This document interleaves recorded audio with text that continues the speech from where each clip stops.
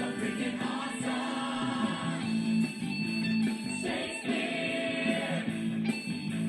Shakespeare! Hey guys, we're here to do our next lesson in Romeo and Juliet. We're on scene 3, act 3, and you were supposed to read that before today. We are going to discuss this, maybe take some notes, guys, because that will help you later. First of all, this is a parallel scene to the nurse and Juliet. Remember, Juliet's anxiously waiting to find out what's going on. When she does not take it very well. In fact, she thinks that it's worse than death. In this scene, we have Friar Lawrence returning from finding out what the prince has decreed as well. And Romeo is waiting anxiously just like Juliet was, and when Friar Lawrence comes in, he has a very similar reaction to that. He says, you might as well have said, I'm being put to death. Banishment is the worst thing ever. Friar Lawrence calls him out on it a number of times during the scene, but the first time calls him out by saying, "O deadly sin, O rude unthankfulness, thy fault our law calls death, but the kind prince, taking thy part, hath rushed aside the law, and turned that blackward death to banishment. This is mercy, and thou seest it not." Romeo gets really ridiculous and a little emo like he has before, and he says, "But you don't understand. How wrong is that when every little mouse and every dog and every cat and even flies can land on her hand and kiss her lips, and I can't because I'm banished?"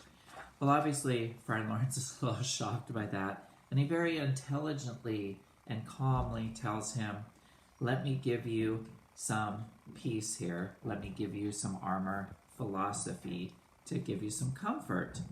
Romeo pretty much just says, "I don't want to hear it. I don't care about this. You don't understand. If you were like me, if you were young, if you were in love, if you were married, and then you killed somebody, and then you were banished because of it, then you would understand. Then you could talk. Then you could pull out your hair and fall on the ground as I do now, taking the measure of an unmade grave." And this is the scene that I told you guys about where he literally throws himself on the ground and acts like he's a 3-year-old at Target having a temper tantrum. Luckily, at this point, the nurse comes and she knocks at the door, and Friar Lawrence tells him, "You better hide. I don't even know who that is. It might be law enforcement coming to get him." So Romeo says, "Forget it. I'm not leaving. I'm going to stay right here." The nurse comes in, and one of the funniest lines in the whole play, she asks, "Oh, Friar, where is Romeo?" And Friar Lawrence points to him on the ground and says, "There on the ground with his own tears made drunk." He's being ridiculous. He's not even in control. He's not thinking straight. And the nurse talks to Romeo and calls him out as well. She says, "What are you doing, blubbering and weeping like that? You need to stand up. You need to stand up. You need to stand and be a man. If not for you, at least for Juliet." So he does get up eventually, after probably being on his knees and grabbing her leg and saying, "How is everything here? How is my love? How is Juliet? Does she think I'm a murderer? Does she think I've killed her joy by taking her relative?" Well, the nurse says, well, she is weeping hysterically. She starts up and she calls Tybalt's name and she falls down crying, and then she cries for you and she falls down again. Now, what's different between Juliet and Romeo, whereas Romeo is throwing himself on the floor acting like a child, Juliet is at least laying on her bed crying. So Romeo doesn't take this well, probably because, first of all, he's upset about killing Tybalt. He's upset about the banishment. But then he's also upset that he's caused Juliet this pain. So that's when he threatens to kill himself. He pulls out his sword and he's threatening to shank himself. Well, both the nurse and the friar push the sword away, and again, they call him out on it. Friar Lawrence says, "Hold thy desperate hand. Art thou a man? You look like you're a man, but your tears, nope. Your axe? Nope. Are you kidding me right now? And he says, you are going to kill yourself when Tybalt is now dead? You need to think about Juliet. And then he starts to list a number of things that Romeo should consider. First of all, Juliet's alive, so you should be happy about that. Second of all, Tybalt was trying to kill you, and you killed him. You should be happy that you survived that. And then third, and probably the biggest, is the prince should have given him... Bella, seriously. The prince... Bella. The prince should have given him the death penalty, and he decides to give him a break. And it's only banishment. So again, you need to think this through instead of acting like, he says, like a misbehaved and sullen wench who ignores this pack of blessings that light upon your back.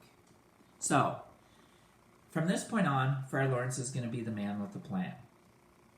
And this is where his first plan comes in. He says, I want you to go see Juliet and say goodbye. Be careful, though, that you leave before nightfall when the city's closed up, because then you won't be able to get out. When you do leave, you're going to go off to this nearby town called Mantua. Remember, he is exiled, but that's exiled from Verona. Think of it as almost like a different state rather than just a neighboring city.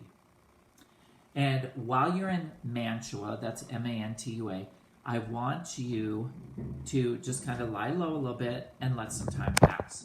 Now, like many of Friar Lawrence's plans, time is a huge element. So here, as well, he needs some time to pass because things need to calm down. So he says, stay in Mantua for a while. I will announce that you're married. I will reconcile all the families, and most importantly, I'll go and beg pardon of the prince. I will talk to him. I will get him to rescind the banishment. And then he says, and call you back with 1,000 times more joy than thou wast forced in lamentation. So it sounds perfect. He has this plan. Again, the plan is go off to Mantua, let some time pass. When things calm down, Friar Lawrence on his end is going to announce that they are indeed married, Romeo and Juliet, going to talk to the families and try to reconcile them, and then talk to the prince and get him to rescind his punishment. He then tells the nurse, you need to go convey to Juliet that Romeo is indeed coming, and the nurse then remembers the ring. Remember, Juliet gave the nurse a ring to give to Romeo to say, look, it's okay. If I were the nurse, I might have led with that, because Romeo was all sorts of concerned that Juliet now hated him. So the nurse gives the ring to Romeo. Then, when Friar Lawrence and Romeo are alone, Friar Lawrence tells him that he needs to, again, make sure to get out of town quickly. And then he adds another detail to his plan, and that is he is going to send messengers off to Mantua, the city where Romeo is, to keep him updated. Because remember, of course, during that time, he couldn't text him, he couldn't email him, he couldn't even call him on the phone. Any messages had to be delivered by hand. So keep that in mind, because that's going to play a part later, that there is supposed to be a servant keeping Romeo updated. So here's a spoiler alert: when Romeo doesn't get messages, until he does, it is going to be a little problematic. Romeo is very comforted by this. He feels good about this, and he's going to follow Friar Lawrence's plan. Now, again, what I want you to remember is, as I said, Friar Lawrence is the man with the plan, and he comes up with these plans really quickly, so he's pretty intelligent. The problem is, almost as soon as he implements any plan, they crash, they burn. And that would be fate. Fate knows what's happening. Fate gets in the way and stops the plan from going forward. Fate acts almost like as a character of villain who's trying to stop somebody from saving the day.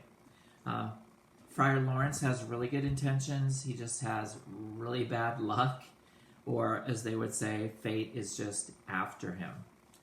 So in the very next scene, which we're going to read on Monday, we'll see how instantly, or maybe even simultaneously, pretty much, we see how Friar Lawrence's plan just crashes and burns. Oh, until he comes up with the next one, and surprise, that one crashes and burns as well. So, I want to play you out with our Shakespeare medley, and then we will... Oh, that's all sorts of awkward. Here we go. Okay, so have a good day. Remember, you're blessed to be a blessing. Make sure to email me if you have any questions.